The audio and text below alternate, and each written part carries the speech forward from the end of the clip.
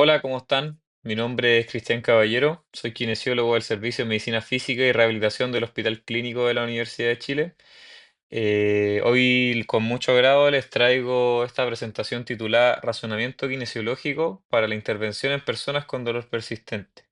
Esta como objetivo tiene entregar herramientas para hacerles ver a ustedes la generalidad de la evaluación en sí, tanto subjetiva como en el examen físico, que nos puede determinar un tratamiento y una intervención mucho más individualizada.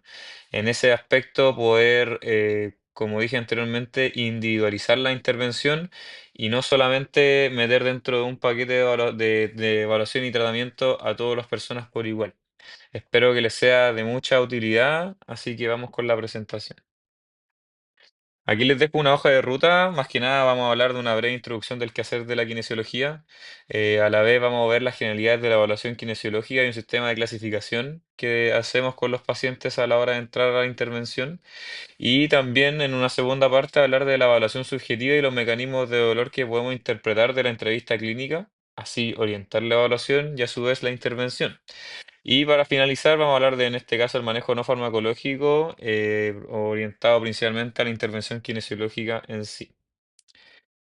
Entonces, como introducción, la práctica kinesiológica proporciona un servicio a aquellas personas que cursan con alguna limitación funcional, algún cambio en la función física o discapacidad asociada a diferentes comorbilidades, lesiones traumáticas agudas o no, o dolor persistente propiamente tal. Nosotros como kinesiólogos tenemos el rol de evaluar, educar y tratar diferentes condiciones musculoesqueléticas y así poder hacer las derivaciones pertinentes correspondientes a cada caso. También nuestro objetivo también como kinesiólogos busca buscar recuperar y promover un óptimo funcionamiento tanto físico como a la vez disminuir la discapacidad y a su vez en ese sentido mejorar la calidad de vida de los usuarios. Entendiendo que también no solamente el objetivo es que los pacientes disminuyan su dolor, sino que el objetivo principal acá es que las personas mejoren su función física, disminuyan su discapacidad y mejoren su calidad de vida. A su vez, la coordinación de la atención, la educación, el ejercicio terapéutico y el entrenamiento funcional deben ser el núcleo de los planes de intervención kinesiológica. El ejercicio y la educación son de las cosas que más podemos hacer y más respaldo por evidencia tienen para poder intervenir a estos usuarios. Entonces pasamos ya al siguiente tema, partiendo ya esta presentación en donde vamos a hablar de las generalidades de la evaluación kinesiológica y el sistema de clasificación. Primero acá les dejo este flujograma, por así decirlo, de una propuesta de evaluación general. En cierta forma, esto es lo que vemos y evaluamos desde que recibimos a un paciente desde que entra a atenderse con nosotros, en donde en primera instancia recabamos la información de la historia del usuario en la anamnesis. Este nos cuenta sus síntomas, sus características, su comportamiento, la forma en que lo afronta, mecanismos agravantes o aliviantes, etc. En base a eso, nosotros ya después pasamos a lo que podría ser una especie de screening general, partiendo por la observación, en donde no necesariamente vamos a buscar si la persona está más erguida o más encorvada o con protracción cervical o retracción cervical o escapular, sino que de acuerdo a lo que recabemos en la historia clínica y el posible mecanismo que nos estemos interpretando de su historia, va a tomar mayor preponderancia o no las cosas que podamos observar. En este caso, si por ejemplo tenemos un mecanismo del horno disectivo, una postura antiálgica sí podría ser importante. Pero si sospechamos de un mecanismo del horno plástico asociado a una alteración del procesamiento central del dolor, la observación más que algo biomecánico, más allá de eso, no debería tener alguna importancia del todo. Posteriormente, pasamos a un triage o un screening de banderas amarillas y banderas rojas, en este caso para saber si debemos referir o comenzar ya la intervención o es apropiado la intervención kinesiológica en este caso. Ahí posteriormente hablaremos de algunas cosas que nos pueden orientar respecto a la identificación de banderas rojas y banderas amarillas, recalcando en esta última ya que son factores importantes asociados a las comorbilidades psicológicas que pueden definir el riesgo de mal pronóstico que puedan tener nuestros usuarios. A su vez, después pasaremos al examen de movimiento con la examinación del rango activo, examinación del rango pasivo en los casos que el activo esté limitado y ver si es que tiene concordancia o no con lo que nosotros estemos interpretando de la historia del usuario. Posteriormente a la evaluación de la palpación, aquí también detenerme un momento en más que identificar una estructura o una fuente en particular de una fuente no disceptiva, es determinar si es que es concordante con lo que estamos interpretando del mecanismo de dolor. Si tenemos cómo responde el usuario en sí a un estímulo. ¿Es proporcional al estímulo que le estamos usando? ¿Es concordante con lo que relata en su historia clínica? El estado del sistema nervioso, si está hiperactivo o hiperresponsivo en ese caso, o está con algún déficit sensorial, etcétera. Más allá de buscar o encontrar una estructura propiamente tal. Posteriormente al examen muscular, en donde podemos evaluar flexibilidad y fuerza, en este caso principalmente, si es que tiene alguna concordancia o relación con los síntomas de los usuarios. Y posteriormente la aplicación de algún test ortopédicos o especiales, entre comillas. Y aquí algo relacionado a los que les decía anteriormente, los test no tienen mucha capacidad de identificar una estructura en sí por su métrica, sino más que nada acá nosotros buscaremos determinar una regionalidad de qué parte de nuestro cuerpo podrían estar emanando o siendo la fuente nociceptiva de nuestro paciente. ¿Será de un hombro? ¿Será cervical? ¿Será de un codo? Etcétera. Más allá de encontrar una estructura en particular. Y finalmente alguna evaluación funcional o de rendimiento físico que también pueden ser útiles para determinar un pre y un post intervención kinesiológica. Entonces avanzamos ya con este sistema de clasificación, que este estaría en el apartado de este triage que les comentaba, ya que, bueno, acá en Chile principalmente los usuarios llegan a kinesiología no como primera consulta, sino que ya posterior a un filtro que se dio por un médico tratante, ya sea del área o no, eh, quien le da el pase para ir a la intervención en kinesiología. Sin embargo, cerca del 2% de los pacientes que acceden con nosotros a la atención pueden presentar alguna bandera roja. Entonces, ahí es donde una entrevista exhaustiva para determinar si es que estamos presentes ante una patología grave es muy importante y de pertinencia en la atención kinesiológica que le podamos estar dando al usuario.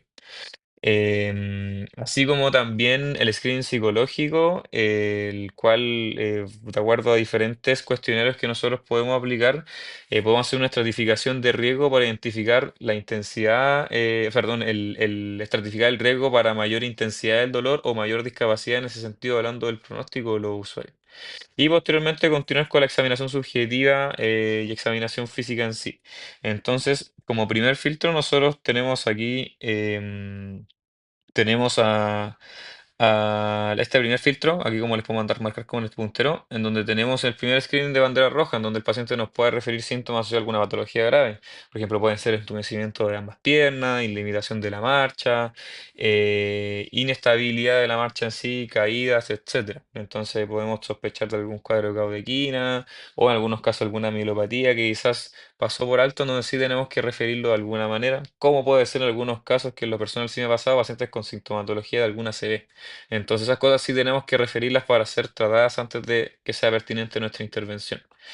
Posteriormente a eso, podemos no tener ninguna bandera roja presente y continuamos con nuestro flujograma. Y aquí la idea es que busquemos estratificar el riesgo psicosocial que puedan tener nuestros pacientes. Aquí podemos tener herramientas como puede ser el Starbuck Tool, que es un cuestionario de autorreporte pronóstico de factores modificables asociados a factores biológicos, cognitivos y sociales que nos pueden orientar también en la posición que está nuestro usuario y también asegurar la pertinencia de nuestra intervención, en donde podemos catalogarlo de bajo, moderado o alto riesgo en sí.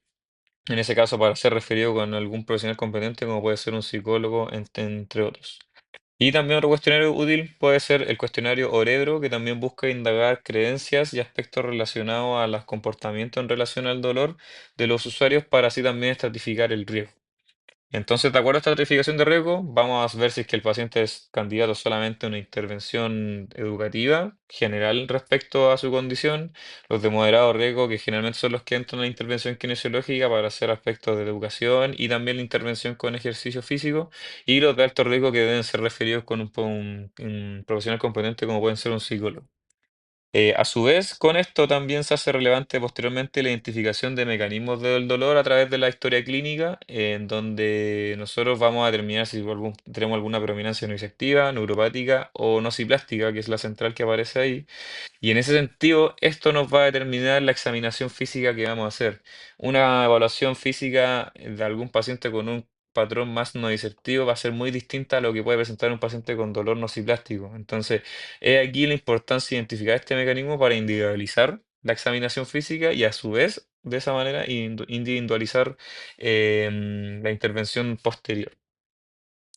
Y acá a la derecha, bueno, les dejo otros cuestionarios que de acuerdo a sus puntajes, como puede ser el FASQ de evitación por miedo, el TSK, que es el TAMPA, el cuestionario de kinesiofobia, el PSS, que es el de catastrofización, el inventario de sensibilización central, el SI, y el Starbuck Tool que les mencioné anteriormente, de acuerdo a los puntajes que puedan tener, los pacientes pueden estar en mayor o peor riesgo de un pronóstico determinado. Entonces, es importante identificar estas banderas para así intervenirla, en este caso a través de educación y otras herramientas terapéuticas que nos pueden ayudar a cambiar estos factores modificables para favorecer la mejoría y un pronóstico más favorable de nuestros usuarios. Entonces vamos a pasar a esta tópico que respecto a la evaluación subjetiva y los mecanismos de dolor. Vamos a dividirlo en una primera mitad para así hacer una pausa en esta clase y después continuar con una segunda parte. Entonces, en gran medida, como ya podrán haber visto en clases anteriores en estudios de ustedes mismos, el dolor es una situación multidimensional. No es solamente asociado a un input nociceptivo, sino que involucra una gran interacción de cosas que permiten una percepción subjetiva y siempre real que los usuarios solamente van a vivir ellos mismos. Entonces, si solamente hablamos de no discepción y buscamos reparar solamente un aspecto asociado solo a la no discepción, nos vamos a quedar cortos en la intervención. Entonces, de por sí entender que el dolor es algo o sea, algo muy multifactorial, que siempre va a tener una interacción dinámica entre factores biológicos, psicológicos y sociales, los cuales van a generar una percepción de dolor diferente en cada persona. En ese sentido, tener efectos, una percepción distinta, generará efectos distintos asociados a evitación, enfrentamientos, ansiedad, miedo. Otras personas les puede generar limitación en trastornos de sueño, fatigas, etcétera. Entonces, invitarlos a verlo como algo más macro, no solamente de un puro factor, sino que un pool de cosas que pueden estar influenciando, desde lo económico, lo social, etcétera. Entonces acá a la derecha, en esta imagen de esta mujer con banderas amarillas, hacerles ver que generalmente así llegan los usuarios que se atienden con nosotros, en donde pueden llegar con un historial de tratamiento o intervenciones muy largas, muy desesperanzados, muchos que cuando les pregunto el motivo de consulta me dicen prácticamente es que me mandaron para acá, no saben muy bien a lo que vienen. Entonces ojalá esta clase también cumpla ese rol de y darle a usted herramientas para entregarle a los pacientes o conocimientos para entregarle a los pacientes para que así sepan a lo que van con nosotros.